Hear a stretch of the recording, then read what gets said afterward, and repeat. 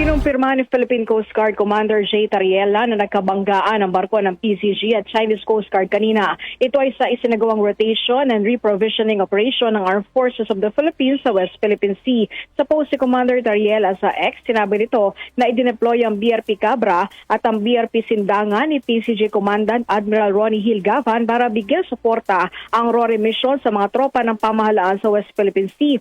Sa nasabing misyon, nakaranas ng dangerous maneuvers at blocking mula sa Chinese Coast Guard at gayon din sa Chinese Maritime Militia ang mga barko ng Pilipinas. Nagbunga aniya ang reckless at illegal actions ng China sa banggaan ng MRRV 4407 at China Coast Guard 021555 na nagresulta sa minor structural damage sa PCG vessel. Matatandaan na magkailang ulit ay itong ginawa ng CCG at Chinese Maritime Militia sa mga barko ng Pilipinas sa tuwing may RORE mission sa West Philippine Sea na tahasang paglabag sa Philippine sovereign rights and jurisdiction, gayon din sa pagsasawalang bahala sa United Nations Convention on the Law of the Sea at 2016 Arbitral Award. Kasama mo sa DZXLR in Manila, Radyo Man Angel Ranquillo, Tatak Arimet.